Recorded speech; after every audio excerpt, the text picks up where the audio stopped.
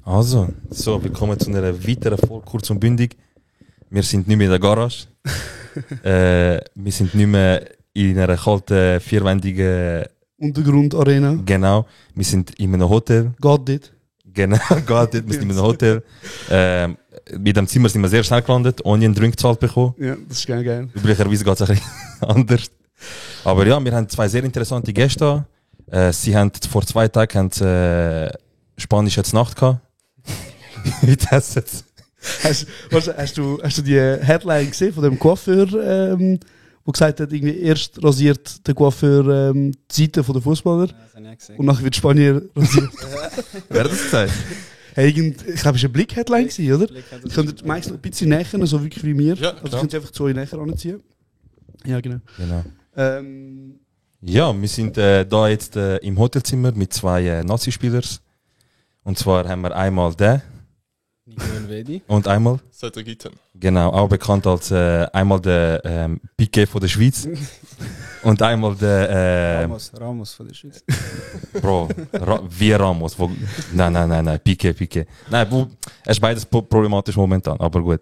Und dann haben wir neben ihm noch den Cristiano Ronaldo von der Schweiz. Genau, wir haben 2 interessante Gäste. Wir haben, weiß nicht, eigentlich an und für sich. Müssen wir erstmal mit dem Intro starten? Genau, erstmal machen wir das, aber an und für sich erstmal danke, dass ihr dabei seid. Voll. Danke, dass ihr euch die Zeit nehmt. Wir haben mitbekommen, ihr habt einen stressigen Plan. Und wir wissen, ihr seid die grössten Fans von unserem Podcast. Wir haben schon 0 Folgen gelassen, das ist auch geil. Genau. Aber es ist gut, weil ich schaue ja keinen Fußball, darum sind wir wie quitt. Also, Perfekt. Ja. Ist gut. Und jetzt geben wir euch mal unser Intro. Und ja, viel Spaß mit dem.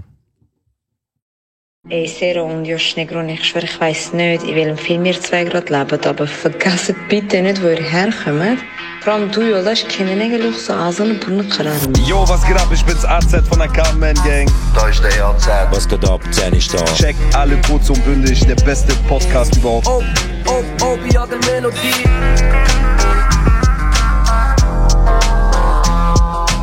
Okay, convo con Manesele Verwandte. Kurdistan? Du und die scheiß Podcast, ihr beide. Schön und gut, aber ich verstehe den Hack immer noch nicht. Das ist kurz und bündig morgen. Shit, man, herzlich willkommen, Jungs. Danke nochmal, sind ihr dabei. Ja, wie habt ihr's? Sehr gut, doch. Nicht schlecht, muss ich sagen. Wie geht's euch? Nach dem guten Buffet, den ihr kannt und morgen wahrscheinlich. Was habt ihr gegessen, Jungs? Ganz ehrlich. Also ich habe ein Müsli gegessen, das immer selber gemacht wird vom Koch und Omelette. Ja, fast das Gleiche. Auch das Müsli, ich glaube, das ist da sehr speziell in der Nazi, speziell von unserem Chefkoch. Ja. Und ja, ich habe eigentlich nur das gehört. Ja. Gibt es jemanden, der so einen komischen Magen bei euch hat? Wo ihr sagt, so, das kann auch nur du essen, das kannst nur du essen, das geht auch nicht anders. Also mir persönlich ist jetzt noch nie etwas speziell aufgefallen oder spezielle Sachen ist, aber ich weiß nicht, du Nico. Nein, bei mir jetzt auch nicht. Nein. Okay, also zum Beispiel ich esse alles. Ja. Zum Beispiel alles geht mit Joghurt. Alles geht mit Joghurt. Egal was, alles geht mit Joghurt. Gut. Ja, Jungs, ihr habt vor 2 Tagen etwas Krankes abgeliefert. Du hast den einen oder anderen schlafen geschickt. Namentlich der Ferran Torres. Ja, Jungs, ganz kranke Leistung. Ihr habt Spanien in der Schweiz geschlagen, das ist historisch. Hat noch nie jemals eine Schweizer Nazi geschafft. In Spanien schlagen. Was sagt ihr dazu? Habt ihr mit dem gerechnet?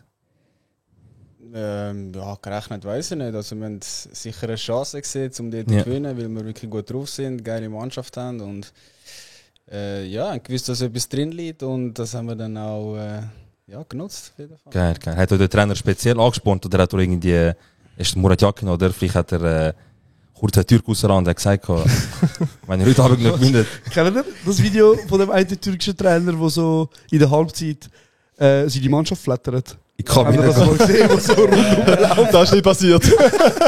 So, wir können nachher noch mal drüber reden, off-camera, aber so ist gut. Das ist so. Ja. Er läuft rein, alle Spieler so, er so. Du und du. Du weißt auch, das ist ein Türk, so, weißt, ohne Ton, du wirst wissen, das ist ein Türk. Ja, fix. Geil, sehr stark. Nach dem Sieg, also eigentlich wollte ich auf andere Fragen hinaus, aber so, das ist schon ein krasser Sieg, ich meine Spanien, oder? Und wie habt ihr euch so nach dem Gefühl? Was ist so, also sind da irgendwelche Haben die eigentlich speziell frei bekommen oder irgendwie speziell so, keine Ahnung, jemand ist gekommen, ey, geile Leistung, da ein Korb von mir oder so, irgendein Sponsor oder irgend so etwas. Das ist nicht einfach 0815, weil Spanien in Spanien schlägt. Ja, es ist schon etwas richtig Spezielles, muss ich sagen, wie wir, glaube ich, 2010 das letzte Mal gegen Spanien gewonnen haben. Genau, in Südafrika, ja. In der WM, ja. Aber jetzt sonst irgendein Geschenk oder sonst Nichts, Spezielles haben wir leider nicht bekommen. Nein. Wo ist die Fußballergewerkschaft? Wo sind die? Mein Gott. Also eigentlich wollte ich darauf hinaus, es gibt noch ein Spiel, das kränker war als das. Oh ja, ich weiß welches. Genau. Kamerun. Letztes Jahr. Frankreich. Letztes Jahr haben wir ja im Elfmeterschiessen Frankreich auseinandergenommen. Sorry. Okay. Ich muss einfach ohne Ding spielen. Genau. Jetzt meine Frage. Ich meine, Frankreich Achtelfinal, nachher ist Spanien gekommen im Viertelfinal. Nach dem Sieg gegen Frankreich. Ich weiß nicht, ihr habt wahrscheinlich so ein bisschen mitbekommen von ihrem Umfeld, wie die alle in der Schweiz durchgedreht sind. Und ich persönlich, wir sind zusammen beim Kollegen auf der Dachterrasse. Nein, wir sind bei uns daheim gewesen, Bro. Wir haben, es ist, glaube ich, so spät am Abend gewesen. Ja. Und es sind nur ich und du gewesen. Und der Gilly sogar noch bei uns gewesen. Und ich das erste Mal in meinem Leben, wo ich gesagt habe, ich wollte hupen. Genau. So, ich bin sonst eben immer der so sagt, so, hey, also weißt du, was müssen wir jetzt rumhupen, weil jetzt jemand gewonnen hat? Aber ich habe es voll gecheckt. Also ich meine, es war auch ein krasser Match gewesen, weil die haben, glaube ich, so, es war 1-0 gewesen zuerst. Für Frankreich? Nein, für uns. Genau, also für uns. Und nachher sind wir 2 Goal von den Franzosen gekommen. 3 Sogar 3 sind es. 3. Oh mein Gott, wo die Schweiz gewonnen hat. Schon nur wegen Pogba. Er hat mich so gestresst.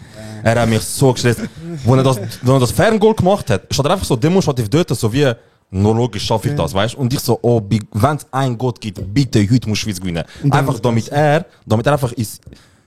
Andere Frage, wenn ihr auch in der Kabine am Eskalieren sind, so voll Freude, die haben gewonnen, weißt du, alle am Schreien und so weiter. Gehört das echt die andere Mannschaft? Oder umgekehrt, habt ihr das mal gehört von der anderen Mannschaft? Das hörst du, glaube ich, schon ab und zu, gell? Also, man hört es nicht gerne, wenn es die andere Mannschaft macht. Ja. Aber, ja, wenn man selber dann feiert, dann nehme ich schon an, dass du das in der Gang hörst. Also, es kommt immer darauf an, wo die Kabinen liegen, ob sie relativ in der Nähe sind oder wenn du zum Gar laufst, über der gegnerischen Kabine musst du vorbeilaufen und dann geht halt noch. Oder die Türen klopfen, schlagen. Geh wieder heim, Sack blöd. Ja, das ist wirklich ein kranker Match gewesen. Dann ist, es hat dann das Elfmeterschiessen entschieden. Genau. Und wer hat verschossen? Weißt du noch, wer verschossen hat? Schwierig. Mbappé sagt das schon etwas, oder? Ja, genau. Aber von den Franzosen, meinst du? Ja, er hat verschossen. Ja, er das hat ist gut gewesen, ja. Jan Sommer, unsere dritte Säule, unsere Versicherung, alles Mögliche von uns, hat uns lang gehebt. Ja, Jungs, das war eine ganz kranke Leistung gewesen, was ihr gemacht habt. Demnächst steht WM an. Wir haben eine ganz krasse Gruppe. Wir sind nicht darauf eingestellt. Was haben das Gefühl? Gruppe Erste? Ich hoffe es, ja. Schon, oder nicht? Nein, also wird schwierig. Also wir kennen ja Brasilien und Serbien, haben wir auch schon in der letzten WM-Gruppe gehabt. Serbien war auch ein bisschen ein hitziges Spiel, muss man sagen. Aber wir freuen uns. Also es ist wieder etwas Geiles, wie an der WM dabei sein, immer etwas Spezielles. Und wenn man dann sieht, wie die Schweiz ab und zu mitfiebert, ist einfach geil da. Ja, Mann. Ich glaube, es ist auch schwierig, weil halb Schweiz hat das Gefühl, du bist ja Serb. So mit dem Nachnamen. Albaner. Oder Albaner, denke ich auch viel. Du weißt, was ja, du genau auch Schweizer Nazi hat gedacht, dass ich Albaner bin. Ja. Wirklich? Aber dass die Chance noch besteht, dass ich für die albanische Nazi. Und du so, ist eine Ehre, aber ich wüsste jetzt nicht wieso. Vor allem der, aber danke vielmals. Geil. Was ich auch fragen ist, jetzt, ich meine, okay gut, es ist jetzt ein Schlag gleich, WM vor der Tür, Brasilien steht vor der Tür. Du hast ja gesagt, du freust dich eigentlich drauf, aber ganz ehrlich, hast du Lust gegen jemanden verteidigen? Ja, ich habe immer Lust, ja, gegen geile Spieler zu spielen. Weil entweder du willst gegen verteidigen und du triffst den Ball und also egal was du machst, er geht um. So oder so, er geht um. Ja. So oder so. Du kannst entweder triffst den Ball oder nicht, er geht um und er schreit und macht 7 Saltos und macht einen Beyblade vor dir so, und ruft den Schiri und so weiter. Das ist so ein psychisches Spiel, nicht so auf dem Spielfeld, wenn jemand die ganze Zeit so nein, er hat das gemacht, und irgendwann mal weißt du kannst abblocken die ganze Zeit, stell ich mir vor, so wie der kann reden, wie viel er will, aber irgendwann mal weißt du, wird es zu viel vielleicht. Macht man das auch extra, weißt du, so, zum ein bisschen Karten provozieren oder zum ein bisschen den Gegner, weißt du, so So die psychischen Spiele, weißt du? Ja, also ich denke schon, dass er das ein bisschen extra macht. Also, eben, wenn ich die Aktionen von ihm gesehen habe, dass es schon wirklich. Ey, das ist fix extra, der Typ kennt gar nicht. Und halt so versucht, irgendwie geile Karten rauszuholen für den Gegner. Aber, wir tun jetzt genau den Teil rausschneiden und nachher tun wir einen riesen Beef anzetteln. Ein Monat lang, jeden Tag ein Video laden, einfach nur das, was er gesagt hat. Blick Headline. Nur zum Neymar ein bisschen ansticheln. Ja, genau. Geil.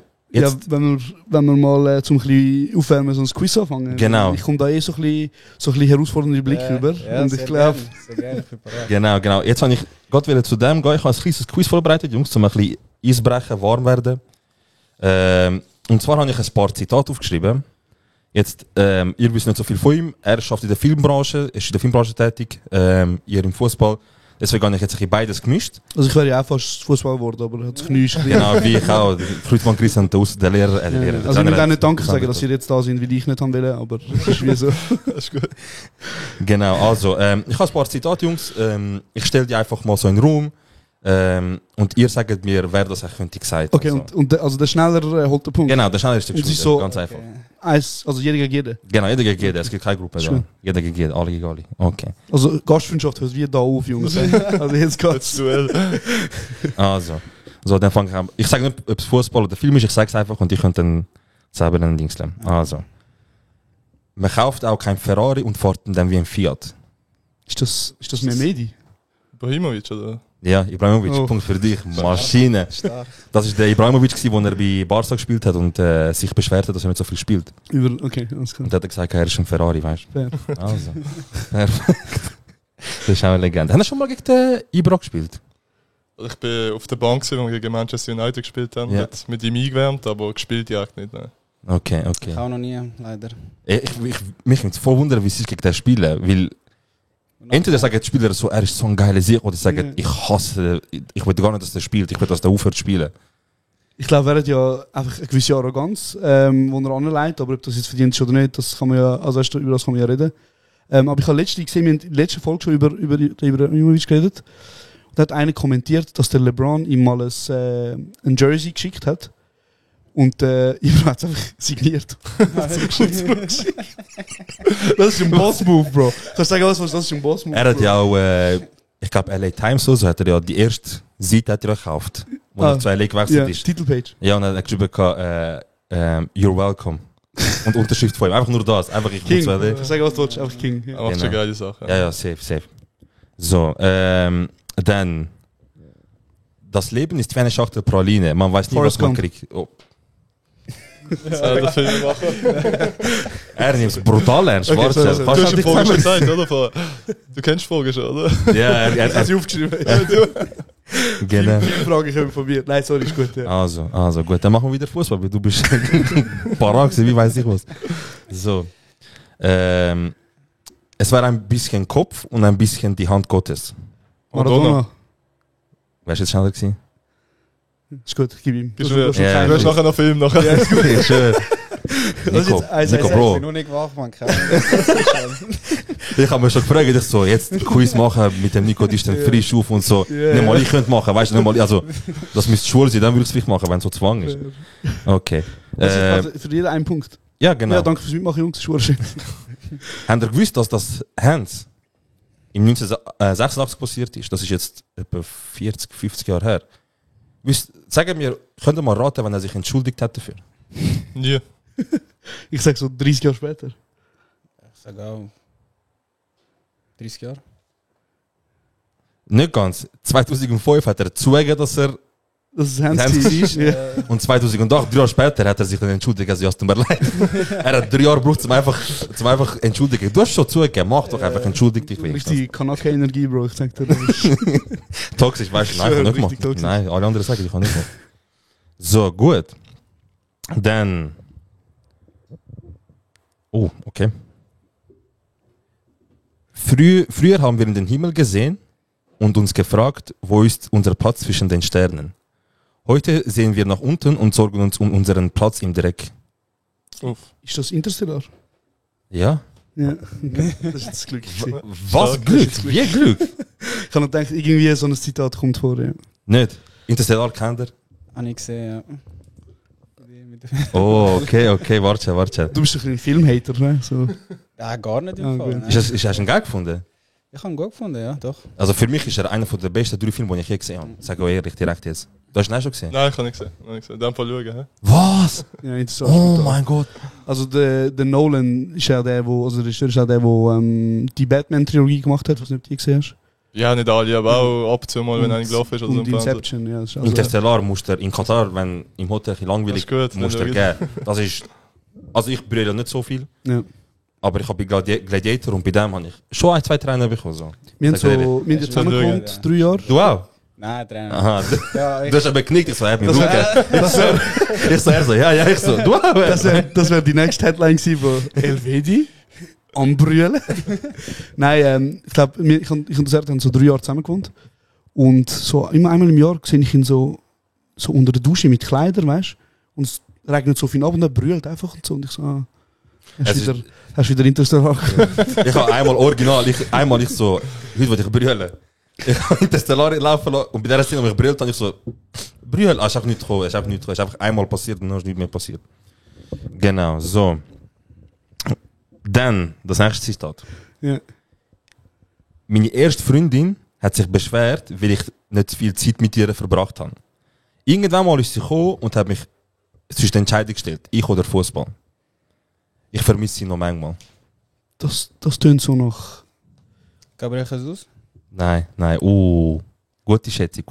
Das tönt so nach dem Suarez-Typ. Was weißt du vom Bro, Suarez? Kali, der sieht einfach aus, wie jemand, der das sagen will. Nein, Suarez hat es nicht gesagt. Ja. Was sagst du? Nein, fällt niemand ein. Also ich er ist von deiner Position. Ja. Wir sind näher gewesen. Er ist von deiner Position. Ich weiß wirklich nicht. Also ich habe es irgendwie schon mal so mitbekommen, aber jetzt fällt mir niemand gerade ein, was das... Also ich löse es auf. Der Haaland. Okay, der ist das der deutsche Kanake? Nein, das ist der von deinem Lieblingsverein. Ah, von Man City, ja. Der Haaland. Bro, ich kann nur den Vornamen, man sagt das. Frag jetzt nicht. Stürmer bei Man City. Okay. Das ist... Wie soll ich das erklären, als jemand, der nicht im Fußball im Business drin ist? Ja. Wie würdest du mir erklären, dass jemand, egal wo er ist, alles kaputt macht? Also ich bin... Egal, scheiße. Nein, sag es nicht. Bro, er hat in Österreich gespielt, Goals am Laufmeter gemacht. Ja. In Deutschland gespielt, Goals am Laufmeter gemacht. Jetzt ist er in England, er macht Goals am Laufmeter. Was macht er kaputt? Jeder Spieler, der gegen ihn spielt. Aha, ich hab gedacht, das ist der Vibe, weißt du, Bro. Nein. Du hast gegen ihn gespielt, Bro, gell? Ich habe gegen gespielt. Wie ist er so als... Ist er richtig unangenehm wahrscheinlich, nicht? Extrem, ja. Also er ist eben... Er hat alles. Also er ist gross, er ist kräftig, er ist übertrieben schnell. Einmal so wie der Ibra in der Luft so ein Dings gegeben, das niemand sieht. Dass er einfach etwas am Auge hat. Heutzutage kannst du es leider nicht mehr machen. Mit dem Bar ist es so schwierig geworden. Kannst nicht mehr Leute fitzen, die einfach mitspielen. Schade. Ja, aber ich würde sagen, so ist er momentan einer der krassesten Spieler auf der Welt, oder? Ich würde schon sagen. Hätte ich schon gesagt, dass er zu den Besten gehört. Ja. Ja, kann ich auch so unterschreiben auf jeden Fall. Ja. Dann kommen wir gleich zur nächsten Frage. Das ist eine ganz persönliche Frage, Jungs. Ich kann mir schon erinnern, was du sagst, aber ich tue mal fragen. So. Ja. Messi oder Ronaldo?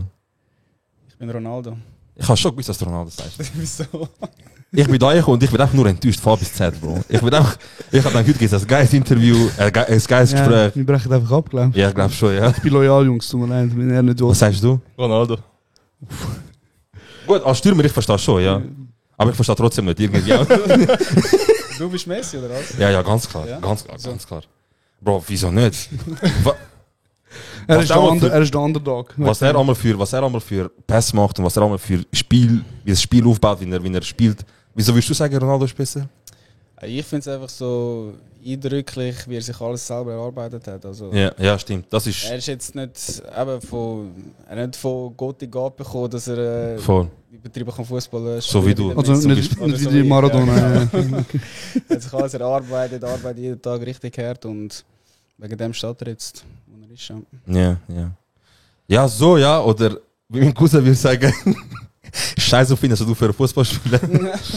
Nein, ich habe mit ihm zusammen gewohnt, bis vor kurzem. Er ist ausgezogen. An seiner Stelle ist mein Cousin eingezogen. Er ist auch Barca-Fan, aber ich habe ihn schon lange nicht mehr gesehen. Und er hat in dieser Zeit offensichtlich einen Ronaldo-Hate entwickelt, den ich ihn nicht gesehen habe. Und Ich meine, das ist der Ronaldo-Knopf. Aha, da haben wir einen Ronaldo-Knopf gehabt, haben wir jetzt in dem Fall. Kennt ihr das eine Video, wo er mit dem Meri Demiral im Flugzeug und sagt er, oh, Türkisch. Und dann flucht er auf Türkisch. Kennt ihr nicht? Nein, das kann ich gar nicht. Okay. Es gibt ein Video von ihm, der Meri Demiral ist live gegangen auf Instagram und dann geht er so zu ihm auf Instagram live und sagt so, ey, red mal Türkisch und dann flucht er auf Türkisch. So live, vor den tausenden Leuten. Und dann er so, no. Du troppa Türkisch, Türkisch. Genau. Sorry, schnell jetzt. Also ist das Quiz fertig? Nein, ich kann noch weiter zitieren. Ich habe einfach jetzt gerade das Gespräch gehabt. Aha, verstehe ich. Ja. Genau. Nein, also jetzt sind wir... Jetzt, du hast, nein, du hast... Ja, wir sind Spaß haben. Ja. Ist gut, aber du hast 1 Punkt. Du hast 2 Punkte? 2, ja. 3 habe ich. Also, schau, wie das auch mein Podcast ist, es gibt ja 3. Er hat 0, ist das richtig? Ja. Okay, ist gut. Bro, schau, das Ding ist, mach 1 Punkt, weil ich will mein Leben lang hören. Wer ist... Wieso, wenn er so gut im Fußball ist, wieso nicht den mehr Punkte erzählen? Bro, das Ding ist, ich bin ein richtig schlechter Verlierer. Ganz schlecht, und ein noch schlechterer Gewinner, ich sag dir einfach jetzt. Du musst 1 Punkt machen, Bro. Besser also, ich gebe jetzt ein Fußballzitat und ich hoffe, du bist jetzt da dabei. Also, oh wow. Wenn ich das sage... Sag, komm. Okay. Jetzt geht es darum, wer der schneller ist, weil ich wüsste die Zahl. Meinst du, ich weiß nicht? Nein, okay, doch, ich mach das. Ich mach einen anderen. Wenn ich ein Goal mache, jubel ich nicht. Ich mache doch nur meinen Job. Jubelt jemand einen Briefträger, wenn er einen Brief einwirft? Das ist mir Medi. Falsch. Fuck, kann ich nicht sagen, hä? Hast du gedacht? Ich hatte mehr Medi. Aber er spielt auch in der Schweiz. Balotelli? Stark, ja. Stark, Mann, warte. Schön, okay. Stark. Ist das der, wo du gesagt hast, das weiß jeder? Nein, ist ein anderer. Ah, okay. Er spielt bitte wieder in der Schweiz. Hast du mitbekommen? Balotelli in der Schweiz. Weißt du, wer der Balotelli ist? Das ist der, wo so ein... My Always Me hat das Goal gemacht, Trikot ausgezogen. Ist der, wo sie Bananen angerührt haben? Unter anderem, ja. Ja, ich weiß also. Und der ist ja mal nachher irgendwie... Er hat voll den Senkrechtstart gehabt. Yeah. Und dann ist es ein bisschen schwierig geworden. Denkst du, ja. Wegen Jung und viel Geld. Ja, wegen Jung und Dumme, ja. Das gab es Leute, wo er mit Man City im Lager, es sind irgendwie im Lager gewesen, in den Staaten. Und dann war er allein vor dem Goalie gewesen. Dann macht er einfach so Dreieck vor dem Goalie und wird mit dem Haken schiessen. Und einfach 4 Meter neben dem Goalie. Der Trainer instant ausgewechselt, also du kommst jetzt raus. Besser. Er hat mal bei Juve gespielt. Nein. Fuck, okay. Nein. Aber richtig. So halb wie so umrühren. Keine Ahnung. Er so Figo. Er spielt jetzt in Sion, im Wallis. Er war einmal besoffen gewesen. Einmal? Er ist mittlerweile schon einmal besoffen gewesen. Er ist seit dem Sommer da. Aber sicher nicht am Spiel, oder? Nein, sicher nicht. Lebensmittel. Also keiner von euch ist sicher angetrunken spielen. Das machst du doch. Okay, ja. Ja, auf jeden Fall. Er hat das gesagt. Er ist in der Schweiz und du spielst ja. Oder hast du schon gegen ihn können? Noch nicht? Nein, also wir haben gegen Sion gespielt, aber dort ist er noch nicht da gewesen. Okay. Also jetzt die letzten 2 Spiele, er ist 2 Spiele jetzt da. Ja. Habe ihn noch gesehen, wie er gespielt hat. Okay, bist du schon gespannt auf das Spiel gegen ihn? Ja, ich bin gespannt, ja, wie er spielt, wie er in Form ist, ja. Haben wir so Spieler, die sagen, der stöcklich mal? Das kannst du nicht fragen. Ja, verteidigen. Er so. Kannst du das schneiden? Ich glaube, so 2 Spiele, wo ich sage, hey, ich würde direkt sagen, ich würde auch als Präsident sagen, ich würde sagen, look, du bist jetzt mit mir unter Vertrag, ich gebe dir eine Klausel, wenn du der fit ist und der verletzt ist. Ich weiss, das ist nicht sportlich, das macht man nicht eigentlich, weil du wünschst das dir auch nicht selber. Aber gewisse Spieler hätten schon verdient, so ganz ehrlich. So. Aber also ich hätte schon 1-2 Spieler in der Bundesliga. Also sag. Drop, Bro, drop. Look, machen wir es so, Nico. Wenn du es machst, mach einfach so ein Zeichen in die Kamera, dass ich weiss, du hast den wieder Stöckchen und dann wissen wir, das ist gut. Also, zum Beispiel, wer fällt mir jetzt gerade ein, wo ich sagen würde, direkt Stöckchen instant? Wow, also ganz klar. Da würdest du glaube nicht drauf kommen. Also. Nein, ich für mich so, wenn ich jetzt Profifußballer wäre. Du hast sicher so eine persönliche Erfahrung mit ihm gemacht, wo du so findest? Ja, wo einfach, also jetzt nicht persönlich, aber auch schon von Leuten gehört haben, dass er übertrieben unsympathisch ist. Ey, ich kenne das voll, es gibt so Leute, die haben so eine Aura, wo bei denen weiss ich so, hey, look, ich bin nicht ein gewalttätiger Mensch, aber wenn jemand kassieren will unbedingt, dann hoffe ich, dass er es ist, weißt du so. Kenne ich viele so Leute, ja. Also ich würde sagen, der Ramos, ganz ehrlich. Aber du sagst jetzt sicher natürlich, war sicher nicht Verteidiger und alles, auch dein Lieblings wahrscheinlich Vorbild, aber Ramos direkt.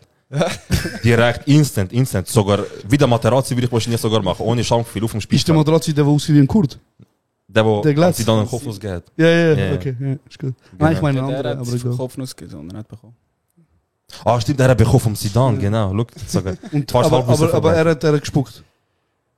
Also offiziell wird so gesagt, dass der Materazzi ihm seine Frau, Mutter, also einfach persönlich wurde ist. Scheinbar, ja. Und dann der Zidane natürlich algerische Franzose. Fair. Ein Kopfnuss und nachher ist er bei Real Madrid gelandet als Trainer. Krass.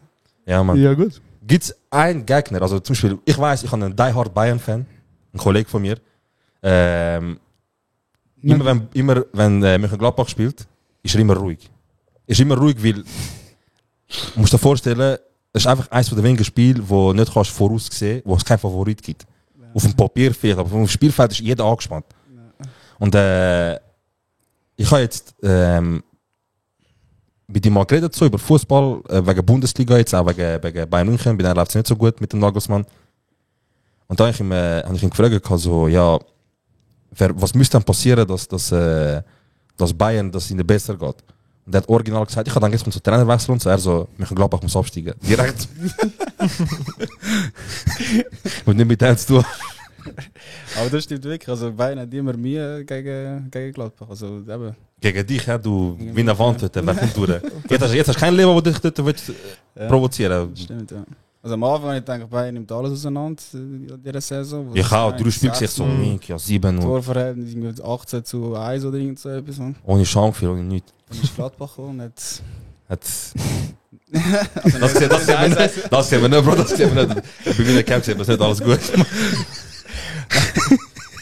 Aber ja, auf jeden Fall, es ist krass, weißt du, ich bin an Fußball interessiert, ich weiss, dass du bei der Zürich Jugend hast und alles. Und das Erste, was mich wundert gemacht hat, ist, du hast gegen den Messi gespielt. Ich bin schauen, du hast gegen den Messi gespielt. Ja. Wie schwer ist gegen den Messi spielen, Bro? Gut, er ist auf der anderen Seite von dir. Direkt mein Gegenspieler gewesen, aber ich kann schon so 1-2 Mal vom Platz getroffen und ja, also kommst du einfach nicht am Böll an. Also, eben, es klebt. Es klebt einfach, ist extrem flink und wenn du denkst, du bist am Böllen, dann macht er doch nochmal einen Haken. Und ganz Ausbildung für Zürich nicht. Macht ihr so mit den Spielern im Voraus ab, zum Beispiel eben jetzt so der Messi kommt, hey Jungs, darf ich das Trikot von Messi? Ich kann fragen, weißt du, fragt ihr nicht, ich kann fragen für meine Tochter zum Beispiel. Macht ihr das im Voraus ab oder einfach der schnellste Geschwinder? Nach dem Match. Der Geschwinder hätte ich gesagt. Mhm. Hat ich auch gesagt so. Ist das so eine Fußballregel? So, keiner sagt im Voraus, ich will das holen, einfach, wenn du willst, geh holen, wenn ich vor dir dort bin, hast du Pech gehabt. Ja, doch, hätte ich schon gesagt, ja. Hast du von Messi versucht zu holen, nicht, oder? Nein. Wahrscheinlich nicht. So, vom Ramos so viel. Vom Ramos? Ja. Geil. Hat er auch von dir wollen? Er hat es angenommen, ja. Hast du vor der Ramos gehatet? Ja. Okay. Ich weiß nicht, ob es direkt einen Kübel geschossen hat. Nein, niemals hat er. Niemals. Der Piqué sammelt ja alle, zum Beispiel. Ja, es gibt Spieler wirklich, wo... Der Piqué hat ja schon ein paar Mal in seinen Streams gezeigt, er hat ja so ein ganzes Team nur mit Trikots. Also für seine eigenen, aber auch von Leuten, die er bekommen hat. Krass. Ja. Unter anderem auch von Ronaldo. So, by the way. Genau, jetzt kommt aber das Zitat, wo ich eigentlich nur sage, wie es mich unternimmt, ob ihr den Film kennt, generell. Ich bin jetzt auch gespannt. Sag du mal nicht am Anfang. Ist gut? Okay. You shall not pass. Wieso nicht? Das ist schlecht mit Filmen. Auf Deutsch, du kommst hier nicht vorbei. Das ist Herr der Ringe, die Gefährten. Herr der Ringe? Nein. Harry Potter habe ich gesehen, aber Harry Potter, okay, wenigstens das. Du hast Herr der Ringe nicht gegeben. Bro, was suchst du gerne für Film? Komm jetzt so mit... so Arthouse-Film, weißt du? Ja. Französische... So deutsche Underground-Film, wo nur so in komische Kinos kommen. Deutsche Filme habe ich gar nicht gern. Ich schaue so Action, Thriller... Jason Statham, Komödie habe ich auch gern, Kevin Hart und so. Kevin Hart ist auch lustig. Hättest du einen Lieblingsfilm? So würde ich sagen, das ist mein Lieblingsfilm. Ich habe einen, gegen jede Regel. Ich weiß nicht, ob ihr den kennt. Ah, das ist ein Footballfilm, gell? Ja, der ist urgeil, stimmt. Das ist nicht das, wo der eine Footballspieler auf der Straße, also der eine in der Schule auf der Straße landet und nachher seine Familie aufnimmt, macht einen fetten Footballspieler. Das ist Blindside. Ah, Blindside, okay. Gegen jede Regel ist... Denzel Washington ist das. Ja, stimmt. Er ist der Coach dort, gell? Genau. Ja, ist das, wo er da mit Statistiken schafft und so weiter? Ist das? Nein, das ist Moneyball. Eben, siehst du? kennst du so. Er kennt brutal sich mit Filmen. Wenn ich einmal so Filmtipps brauche, ich frage ihn einmal so, gib mir ein paar Tipps. Nachher schaue ich 2-3 Tipps an und dann rege ich mich auf, was er für Tipps ergeht. Aber eigentlich sind es gute Tipps, weißt du? Es sind gute Tipps, aber es sind nicht Tipps, die ich jetzt gerade... Bro, gegen jede Regel ist so ein Film, der dich auch motiviert. Übertrieben, ja. So wirklich, ohne Scheiß. Ja, so mit Rassismus hat es viel zu tun. Ja. Und ja, ich finde es einfach... Und dann bist du dort vor dem Dings, vor dem Match, hörst das, schaust den Film, gehst aufs Spielfeld und sagst, du, ich brich jedem seinen Fuß heute. Das ist ja da, ich glaube, das ist der Film, wo sie in ein Lager gehen und nachher gibt es so ein bisschen Rassentraining, oder? Genau, ja. Und das ist auf Disney Plus, falls Sie mal schauen. Okay, safe. Against All Odds heisst er, glaube ich, auf Englisch. Was hast du für einen Lieblingsfilm, Cedric? Hangover finde ich noch lustig. Hangover? Ja, das der ist erste, legendär, wenn du schaust, lachst du noch tot die ganze Zeit. Der erste, oder? Ja, der erste ist wirklich der beste, aber ich finde jetzt alle drei noch lustig. Okay. Ab und zu ist vielleicht ein bisschen übertrieben, aber es ist irgendwie, so lässt du laufen oder so, kannst du immer lachen. Hey, ich muss sagen, es war ein revolutionärer Film gewesen.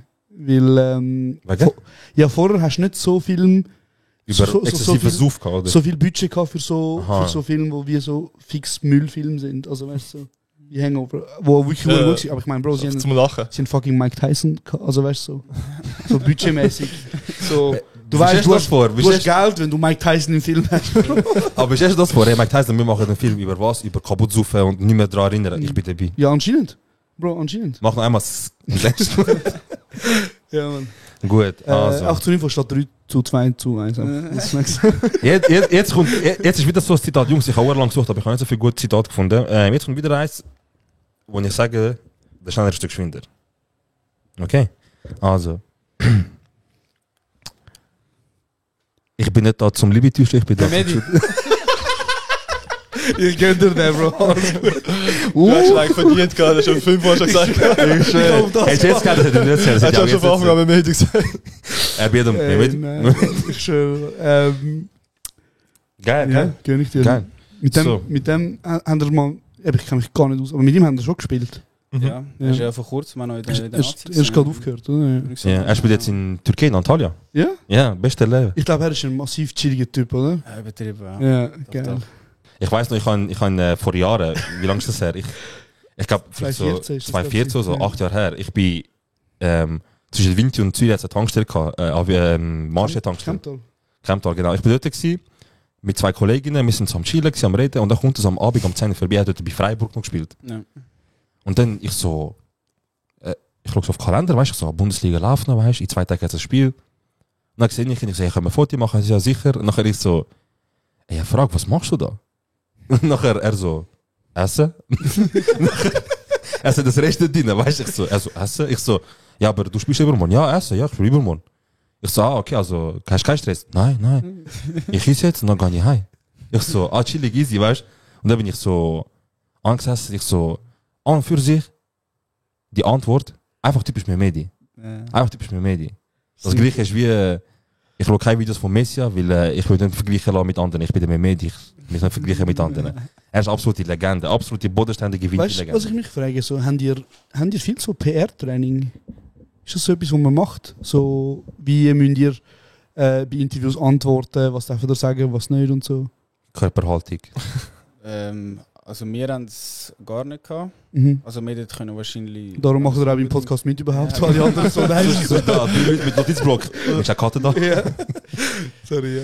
Ja, also wenn wir es unbedingt hätten wollen, dann hätten sie glaube ich schon irgendein Training gemacht für uns, aber auch mit der Zeit kommt es dann einfach. Also, du hast einfach ein bisschen Erfahrung dazu. Du kannst sicher gut das bestätigen, ja, falls oder? Sie mal ein Coaching brauchen, aber auch sonst so wie vor Kamera, ich, wo ja ständig vor Kameras bin, kann euch da gut. Nein, Mann. Ja, geil. Absoluter Fame-Typ. So, dann gibt es als letztes Punktestand 1-2-2. Du hast massiv aufgehört. Als eine, ich habe 3. Wo hast du 3? Ich habe Forrest Gump. Du hast 3 Mal Mehmedi gesagt, Bro. Ich habe Forrest Gump, Ja. ich habe Herr der Ringe, ich habe Interstellar. Ja, okay. Ja, fair bleiben. Okay, also dann... Das ist eine Filmfrage. Es ist eine Filmfrage. Ja, 2, ja. Deswegen... und du wirst 100% wissen, weißt du? Ich sag jetzt mal nicht, mal schauen. Jetzt hast du nicht, okay. Ja. Why so serious? Ja, gut. Oh, sorry. Ich hau dich. Das wisst ihr. Why so serious? Das war volles Meme gewesen, mega lang. Voll. Nee, Film schauen, glaube ich. Ich gebe einen Tipp. Ich schaue schon viele Filme, aber... Es ist von einem Superheldenfilm. Und ich habe es vorher angesprochen. Batman. Wow, ja. Maschine. Guter Tipp gewesen. Genau. Der Joker sagt das. Der Joker sagt das im... Dark Knight. Genau, ja. Der Heath Ledger. Das ist einer, wo... R.I.P. Heath Ledger kennt er? Heath Ledger ist der, der bei Joker mitgemacht hat, bei Batman, bei der alten Joker. Ritter aus Leidenschaft. 10 Dinge, die ich an dir hasse. So ein Teenie-Crush vielleicht, weißt du. Ja. Sie weiß sicher, wer es ist, oder? Oh mein Gott, okay. Es ist einer, das ist einer, der seinen Job so ernst genommen hat und so zu dem Job gestanden ist, dass er für die Rolle vom Joker der Leute gesagt hat, ich will einen Monat allein 3 Monate? 3 Monate allein im Hotelzimmer chillen, dass ich Joker, checkst. Das ist so in die Psyche reingeht, ja. Film mitgemacht, der Film dreht, abgeschlossen und nachher? Also er ist so 10 Tage vor Abschluss von der Dreharbeiten, haben sie ihn in einer Überdosis gefunden, im Hotelzimmer. Und man weiß bis heute nicht, so ist er halt durchgedreht und hat so nicht mehr wollen oder sowas ist passiert. Ja, er ist darauf bestanden, so, ich will im Hotelzimmer, ich will... Was machst du so, zum im Mut kommen? Zum im Mut zum Leute fetzen? Zum Ferran Torres mal 3 Meter wegschicken? Nicht speziell so. Er schaut so Videos von dem Typ, wo er vorher nicht wollte sagen. Er so, du was ist. Also irgendwann verhütet sich. Eines Tages mit 2 geschlägten Füßen von hinten. Ja, krass. Sehr gut, sehr gut. Ja, Jungs, das ist ein ganz simples, einfaches Quiz gewesen. Eigentlich ist es mehr gemacht zum Eisbrechen, zum Reden. Gunnar hat... Nicht du. Es ist scheißegal, wer gewonnen hat. Wichtig ist einfach, dass ihr 2 verloren habt. Nein, Nein, du bist ja gleich noch mit dem Stimmt, ja. Ja, du hast jetzt geholfen, aber ja, stimmt. Nein, egal. Hey, look, wir wissen wie so, Fußball ist eures Ding, Film ist mein Ding, so, wir wissen genau gleich wie vorher. Also gut. Genau. Ja, Jungs, wir haben vorher ein Thema angesprochen, wo wir zwischendurch noch ein Quiz gemacht haben jetzt, wegen der WM und so weiter. Mich kennt Wunder, Jungs, so eine Nominierung.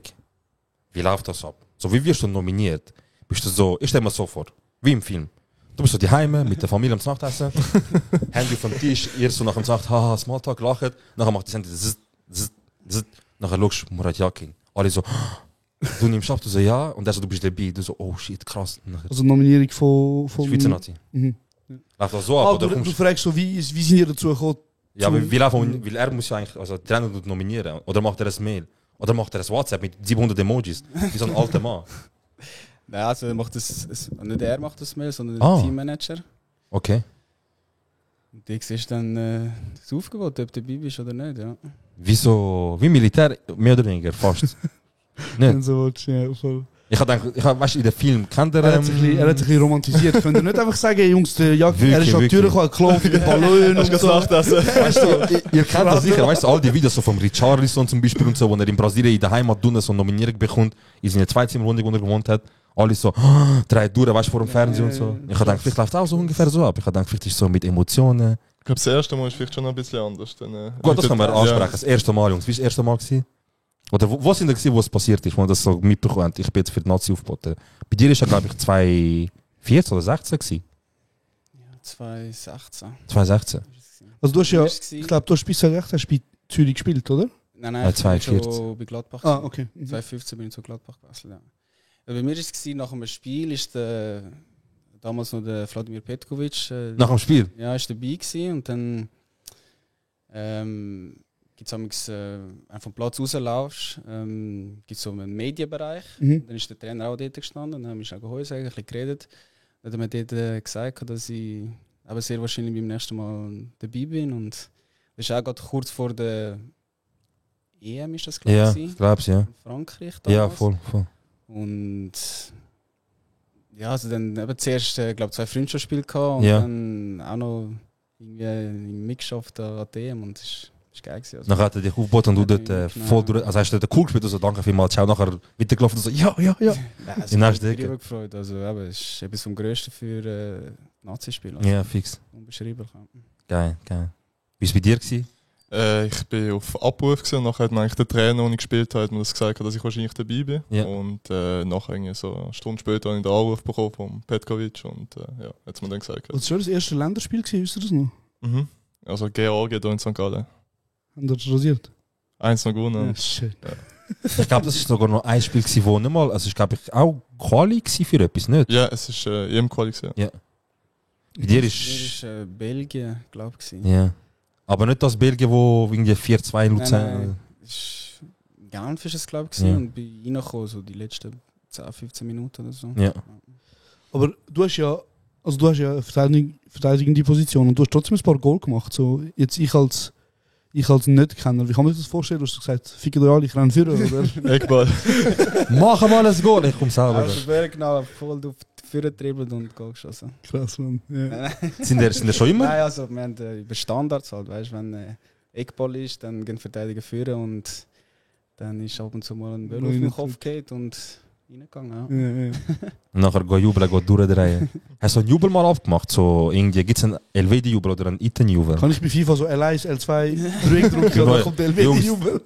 Haben das so einen Jubel, oder? Ja, also ich gar nicht. Ich jubel ab und zu. So oft. Geil, geil. Bro, mach einen. So ein Wiedererkennungswert. So. Hast du einen für mich? Was eigentlich jetzt für einen?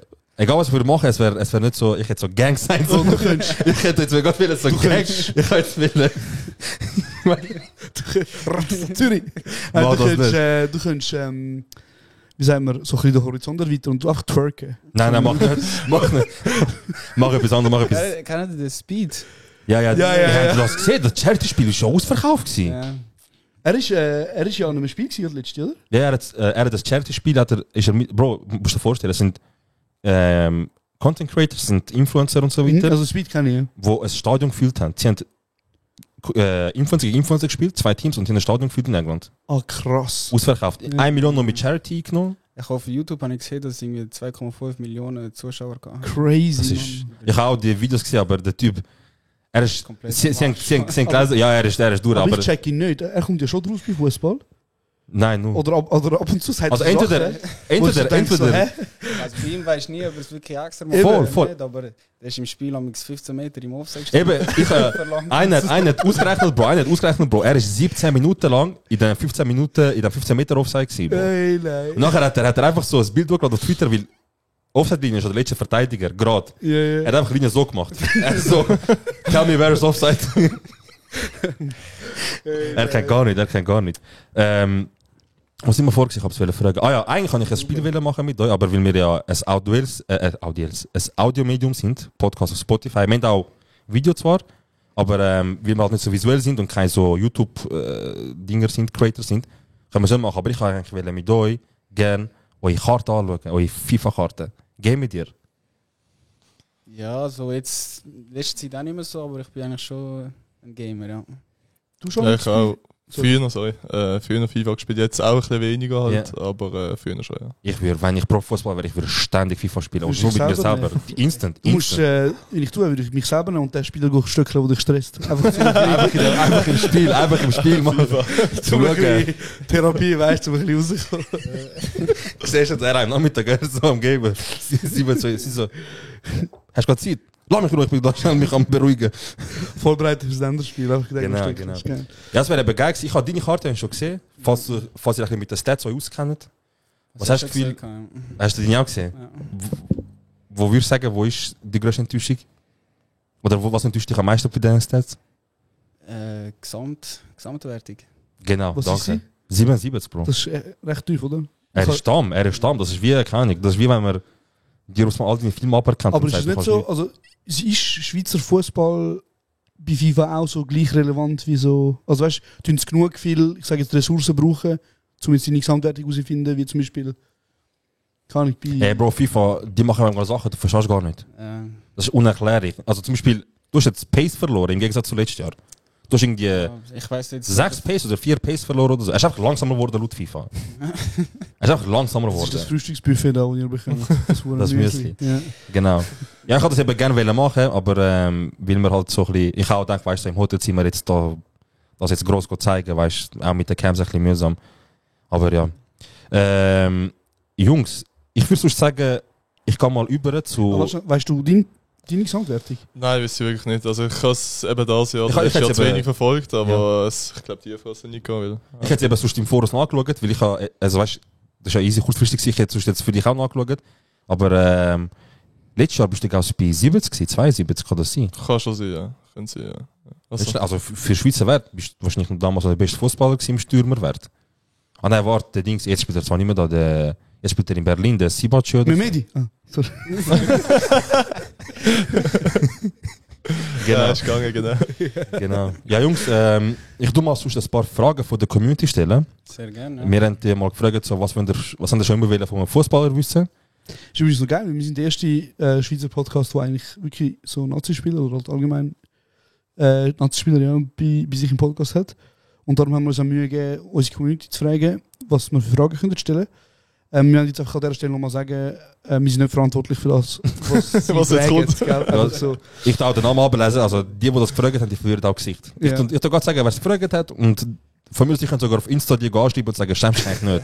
Wie bist du funktionierender Teil von unserer Gesellschaft? Wir können auch sagen, wir werden es nicht beantworten. Genau. Ich weiß auch nicht, was du für Fragen auswählst. Ja, also bevor ich da noch kurz reingehe, eine Frage hätte ich noch, Bro.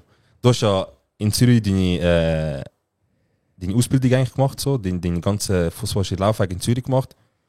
Dann hast du ein halbes Jahr fast, also ein Jahr hast du ja noch gespielt in Zürich, von dem hast du ein halbes Jahr ungefähr von Anfang an gespielt, Stamm. Nach einfach Borussia Mönchengladbach. Dort nach 2-3 Monaten einfach Stamm. Ja.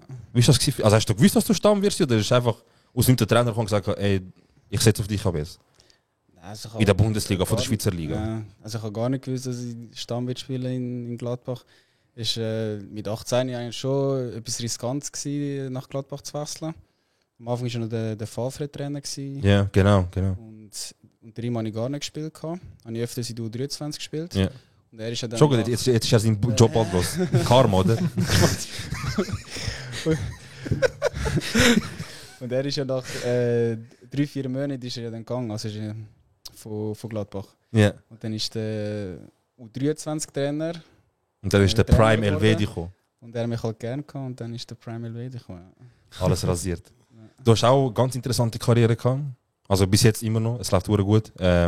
Jetzt bist du auch bei St. Gallen, gell? Nein, IBE. Ah, IBE, sorry. Vorher aber du bist bei St. Gallen gewesen, genau. Das ist sogar ich. Das Wunder, das heisst, Memediko ist. Und du hast auch eine interessante Karriere. Bei dir geht es auch immer besser. Andere Frage, jetzt bei IBE zum Beispiel. Jetzt ist ja gerade ein Stürmer gegangen. Tut man dann, wenn einer in deine konkurrierende Position geht, gehst du zum Trainer und sagst, jetzt, wo er gegangen ist, lass mich ein bisschen mehr spielen.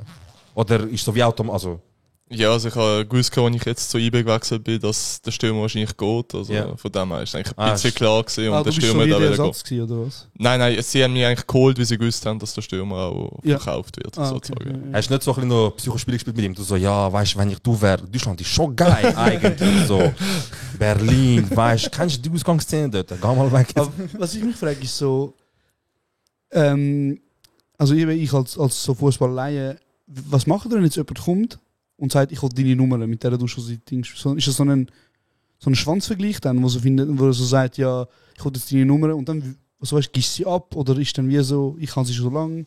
Weißt du, was ich meine? Ja, also ich glaube, das gibt es eher selten. Also vielleicht beim Nummer 10 oder so habe ich schon miterlebt, dass einer in der Mannschaft das nicht will und jetzt vielleicht geheißen, ja, okay, zahlst du mal etwas oder so. Okay. Das ist schon vorgekommen, glaube ich, aber sonst jetzt so direkt habe ich noch nie erlebt, dass jetzt einer auf mich zugekommen ist und gesagt hat, ja, ich will deine Nummer oder so. Also wenn du mal auf Deutschland gehst und wo du noch nicht hast sagen von der Newsprinzip auch die Nummer also ich würde nur an Messi die Nummer geben, die ich jetzt an, wenn er zu Gladbach wechseln. Ja. Du hast doch schon vor... Also hast du immer noch 30, oder? Du hast nicht mehr 30. Immer noch 30? Hast du schon mal jemanden gefragt? Wegen 30? Jemand kann haben. Also ob er mich gefragt hat? Oder? Ja, also hey, hast du mal 30 so? Nein, noch niemand. Du hast jemanden gefragt, hast du mal 4 oder dies? Nein, also ich habe schon immer das 30 wählen. Ist das deine Lieblingszahl? Ich hatte am 30. September eine Geburtstag. Ah, stimmt, das ist bald Geburtstag. Ja, stimmt. Alles Gute bald, ja. Ich habe vergessen, es ist noch nicht der 30. Alles Gute in bald. Aber wir können sonst nachher auch Trikot wechseln, also ich habe dir mein Shirt gegeben und du gibst mir dies. Schau mal, ein bisschen... Wenn ich so da bin, weißt du. Normal, machen wir einen guten Trikottausch. Wir haben einen guten Trikottausch. Bei Borussia Mönchengladbach sind ja auch mal so noch gute Schweizer Truppen gewesen. Hat noch ein paar Schweizer gehabt. Sind die Leute gut connected gewesen, oder? Embolo. Embolo, Sommer, der Lang, du, Memedi. Zakaria, genau. 15 sind nicht top. Nein, sogar 6. Genau, Dürmisch ist noch gespielt. Einmal sind wir, glaube ich, sogar 6 gewesen. Mit dem Trainer und mit dem Favre. Ah ja, genau, 6. Ich glaube 6. Wir hatten damals Training und dann die einen so, ja, guten Tag. Red Schweizerdeutsch. Einfach so weitergelaufen zum Buffet. Das ist ein Schweizerdeutsch Haushalt jetzt. Aber es ist noch geil, also wenn wir Schweizerdeutsch miteinander geredet haben, also das niemand verstanden. Also haben wir ein bisschen über andere können lästern. Haben sie einmal auch so hören, so, ich verstehe kein Wort, Kuchenkästchen, ne? Haben sie einmal auch so gesagt. Also, wir haben ihnen so ein paar Sachen halt beigebracht. Das ist nicht so ein paar gebracht. Sachen kann ich jetzt nicht sagen. Immer die falschen Sachen. Aber so falsch und so, Ja. das ist dann auch... Fix, sagen, ja. fix. Sehr gut, sehr gut. Du bist an Zürich aufgewachsen? Ja. Und du in Basel. Basel. Okay. Nur Zürich. Also, nein, mach mal das Thema Basel auf, du redest immer so gerne über Basel. Wo bist du aufgewachsen in Zürich? Kannst Also du, sag mal nur, wo der Ort ist, als angehender Zürich-Einwohner. Kann er euch sicher sagen, welcher Kreis das Ich ist? habe keine Ahnung von Kreisen. Okay. Also ich bin nicht Stadt Zürich bin ich aufgewachsen, Ja. ich bin zuerst in Greifensee. Ja.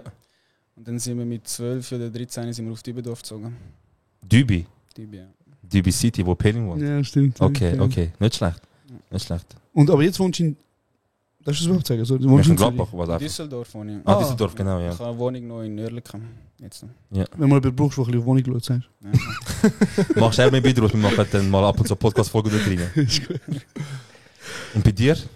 Ich wohne in Allschwil, habe ich gewohnt. Ja. Also dort wohnen noch meine Eltern und das ist gerade bei Basel, eigentlich gerade im Zentrum zusammen. Neben dem Schachiri, wo es eine fette Villa baut, oder? Nein, ein bisschen andere Seite, ein bisschen andere Seite. Okay, okay. Ein bisschen eine Gegend, wo nicht die Nachbarn dich wegen der Kinderkeit hochnehmen. Nein, ist eine ruhige Aber Gegend. du bist noch in der Nähe dort? Also meine Eltern wohnen eigentlich immer am gleichen Ort, ja. Und wenn ich auf Besuch bin, bin ich immer dort, ja. Aber jetzt wohne ich aktuell in Bern, ja. Wie ist denn so durch die Hut laufen dort? So, wenn dich, also du wirst nicht mehr ständig erkannt, oder? Ja, also nicht ständig. Die Schweiz ist ein bisschen ruhiger. Jetzt vorher bin ich in Schottland gesehen, da hat die wirklich jeder kennt. Ja, die sind krass. voll Fans. Ja. Aber in der Schweiz ist es recht ruhig. Aber ist klar, die Leute, die du kennst von früher oder so, die kommen dann vielleicht schon schnell vorbei oder Leute oder sagen Hallo. Also, Geil. das kommt schon vor, ja. Kommen so Leute so in Düsseldorf? Nico, Nein, Düsseldorf muss ich sagen. lass mal ein Foto machen. Nein, Düsseldorf gar nicht, das sehr selten, muss ich sagen. Jetzt, Wirklich? wenn du in Gladbach unterwegs bist, dann kann es schon mal öfter passieren, dass dich jemand erkennt, aber Düsseldorf, muss ich sagen, ist recht Hast du deine Ruhe? Ja gut, die sind da 2 Uhr Laternen, man, wir haben euch nicht gesehen. So. Vorher war mit der Lobby am Start, Ja. wie der Ronaldo. Ich so, Alter, machen wir ein Interview, dann wird das nachher ein Fight Night da. Er hat so richtig... Winner Best. Also Ja ich gut, würde sagen, wir machen noch 1, 2 Fragen und Genau, dann sind wir genau. mal... machen wir 1, 2 Community-Fragen, Jungs. Die Leute haben Glück, ich habe einen scheiß Drucker, ich sehe die Namen nicht, wer es geschrieben hat, deswegen kann ich die Leute nicht prangern, die das gefragt hat. Aber da sehe ich gerade eine Frage. Oh, sorry, okay. Was machst du, wenn du nicht mehr spielen darfst und du nicht genug Geld kassiert hast? Wenn du nicht mehr, was machst du, wenn du nicht mehr spielen darfst? Sagen wir, du aufhören zu spielen und hast das Geld, das du jetzt verdient hast, eigentlich wie ausgegeben, dann bist du so Karriereende und bist du dort ohne Cash. Habt ihr vor Trainer werden oder ist so schon klar, ich tu nach dem Fußball anfangen, langsam, leger, entspannt, machen wie Dings auf wie der Iniesta oder wie der Pirlo, mach meinen eigenen Wein. Nein, also bei mir, ich denke, das ist schon, geht nach der Karriereende sicher zuerst mal ein bisschen chillen wird, ein bisschen reisen. Nachher will ich dann aber schon wieder etwas mit Fußball machen.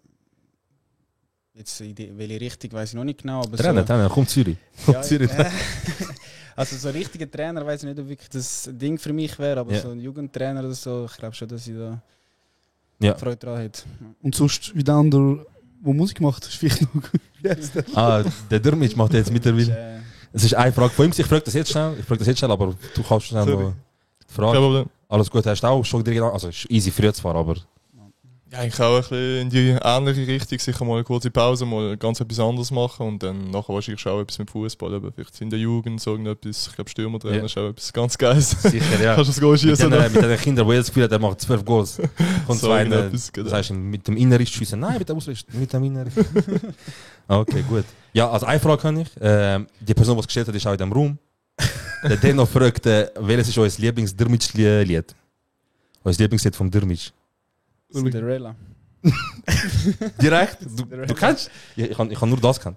Ich habe nur das gesehen. Du? Also ich kenne mich zu wenig aus, aber ist mal eins auf den Blick gesehen, das habe ich gehört, genau. ist wahrscheinlich das, oder? Hat er euch so geschickt, hey Jungs, könnt ihr das bitte eure Story teilen und so weiter, supportet mich. Hat er das nicht geschrieben gehabt? Doch, also er hat mich gefragt. Aha. Du so, hey Bro. Doch, also wie Cinderella habe ich es gemacht. Okay. Es hat ja nochmal einen Fußballer gehabt, der mal einen Rap-Song gemacht hat, wo die Schweizer Hymne neu interpretiert hat. Wisst ihr? Ich glaube, es war Alex Frey. Was? Der Alex Frey hat mal einen Rap-Song gemacht. Ich glaube es ja schon lange her. Irgendwie, oder mit dem Streller gab es zusammen Er läuft wirklich mit so einem Pimphut und so einem Mantel durchs Stadion und rappt Nationalhymne. Ich will dir das mal geben. Nein, das habe ich noch nie gesagt. Ja, keine Ahnung. Also, dann die nächste Frage. Würdest du für viel mehr Geld zum Rivalen wechseln? Nein, niemals. Also jetzt bei uns Gladbach wäre es ja Köln. Ja. Würde ich nicht machen, nein. Okay. Also, das ist wirklich... Wenn ich miterlebe, wie viel Hass da in Schlimm, gell? das Spiel steckt. Und wenn ich dort wieder wechsle, also ich kann glaube ich nicht normal leben. Aber ist Köln nicht in der Zweitliga? Nein, sind jetzt der Sind sie Bundesliga. aufgegangen? Okay. Du wirst zu... Also eigentlich ist das wäre so deine... Also es wäre Basel, es wäre eigentlich deine Wurzel, so gesagt. Wirst du für viel mehr Geld zurück zu Basel? Ich weiß jetzt nicht, ob Basel lieber ist, vielleicht schon von der Tabelle her, aber ich glaube, Basel ist eher Zürich, hätte ich gesagt. Stimmt, oder? ja. Also sicher Zürich, aber ich habe jetzt gedacht, rein von der Tabelle her kommen jetzt gerade nur die in den Sinn. Weil was soll ich machen? Mehr Geld und wo spielen? Wie, was sagt man noch? In Lausanne spielen, was soll ich machen? Nein, also sicher nicht wegen Geld, würde ich sicher nicht wechseln. Okay, sehr gut. Ich würde direkt mich scheiße. Nur Geld. Ja, viel Geld. Aber ich meine, wenn ihr ja zu einem anderen Verein geht, dann ziehen ihr ja immer mal auch ganz um. Gibt es so irgendetwas, wo ihr sagt, hey, auch wenn das Geld zum Beispiel wäre und mal angenommen, es ist auch ein Verein, wo halt keine Ahnung, irgendwo in Spanien ist, gibt es so einen Ort, wo ihr sagt, hey, ich würde nicht weg? Weil ich glaube, wenn du halt in der Schweiz und in Deutschland so bist, hast du einen gewissen Standard, oder? Wo du weißt, wie das Leben läuft und so. Haben das Gefühl, ihr würdet auch überall hingehen, solange es der Leidenschaft und Passion hilft. So. Also für mich muss es schon wirklich ein Reiz sein, wenn ich irgendwo anwechsle. Also es muss ein Schritt vorwärts sein. Du weißt halt, was bei Gladbach hast, du fühlst dich wohl dort. Ich bin jetzt schon 7 Jahre in Gladbach. Ja, aber eben, wenn es etwas gibt, was interessant ist und geile Stadt und so, dann ist wirklich das Thema. Ja. Ja, also bei mir ist es so, ich habe es jetzt erlebt mit Glasgow, eigentlich 2 Jahre im Ausland, mal ganz etwas anderes, ganz andere Kultur. Es ist wild dort. Ja, genau, sehr wild. Das Essen ist ja auch so. Nein, aber wir haben es sehr, sehr gut gehabt. Wir haben es vom Verein gehabt, es war wirklich sehr, sehr gut gewesen. Wenn du weißt, wo ist es gut. Ja, aber von dem habe ich auch sehr Respekt am Anfang, muss ich ehrlich sein. Aber ich glaube, jetzt, wo ich zurück in der Schweiz bin, weißt du schon, halt, was da alles an der Schweiz schätze ist, auch das ganze Umfeld, das in der Nähe ist. Von dem her, also bei mir war es wirklich so, wenn etwas, was super ist, würde ich es machen, aber jetzt würde ich auch nicht alles machen. Okay. Die Frage nehme ich auch persönlich wunder. Hat es schon mal einen Moment gegeben, wo ihr denkt, fuck, jetzt eine rote Karte holen, würde sich schon lohnen? Ich habe noch nie eine geholt, Nico, ich weiß nicht du. Du hast nur eine einzige geholt, habe ich gesehen. Eine einzige, das war letztes Jahr. Die hat sich auch ein bisschen gelohnt.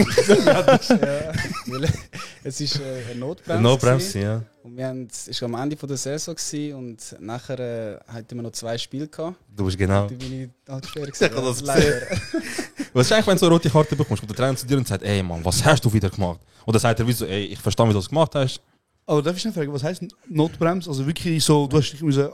Wenn ich den letzten Mal gefällt habe. Aha, ich kann wirklich nicht es rennt ein Spieler nur auf den Goalie quasi und du bist ihm nah und du tust den offensichtlichen Angriff abbrechen, weißt du? Das ist Bro, ich weiss, ich dachte, er ist schon ausrutschig gesehen. Er tut beim Rennen Gleis wechseln und dann macht er so, oh shit. Wer hast du von dabei geholt? Ein Kunku. Ja, sicher. Das ist schnell. Das ist gut, hast du den rausgeholt. Das ist ein ganz gefährlicher. Aber er hat schon mal, abgesehen von dem, was du bekommst, eine Szene gegeben, wo du sagst, da hätte es sich gelohnt. Nicht der Spieler, den jetzt du vorher sagen, irgendeine andere Szene. Wo du sagst, da hätte es sich gelohnt, eine rote Karte holen. Schwierig, also. Oder hätte sich jetzt gestört, hättest du vorgestern gegen den Ferran Torres eine rote bekommen? Wegen dem einen Schubser, wo er 3 Meter geflogen ist. Schon gestört, ja. Also. Schon, ganz ehrlich, Ferran Torres. Einmal ist er fliegt 3 Meter weg. Gegen Tschechien. Ich habe gerade gesehen, wer fällt gegen Tschechien jetzt? Der Akanji fällt, gell? Ja, genau. Winterthur. Ja. Er ist mein City-Spieler. Kannst du fragen, kannst du von deinem Lieblingsverein. Quasi mein Cousin, ja. Ja, easy. Genau. Gut, Bro, wir sind recht nah am Ende. Genau, wir sind bei einer Stunde. Und wir müssen ja wieder weiter.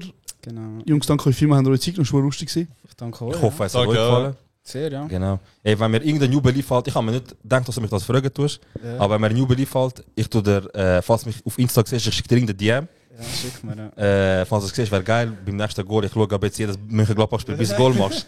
Nachher, wenn du Jubel nicht machst, ich habe immer schon gewusst, dass du der falsche Rater bist. Jetzt hast du Druck. Sieht da geil, Ja, sag für Serhat. nachher mache ich im Podcast, jede Folge sage ich dann, ja, aber der Elvedi ist schon arrogant. Ja, Hey, Jungs. danke euch vielmals. Es war wirklich eine Ehre für uns. Sehr gerne. Mir denkt, dass ich so uns- etwas mache. Vor einem halben Jahr habe ich einen Podcast gemacht. Jetzt bin ich im Hotelzimmer mit 2 Nazi-Spielern. Ich habe auch gedacht, ich bin mal im Hotelzimmer mit einem Nazi-Spieler, aber es ist ein bisschen anders. Andere Ausgangslage hast du gedacht, gell?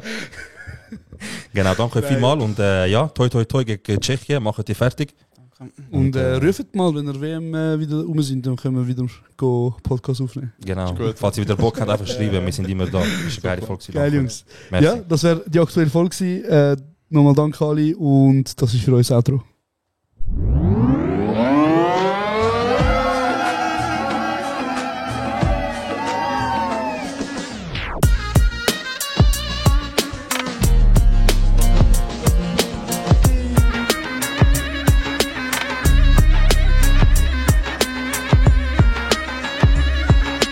Das ist kurz und bündig.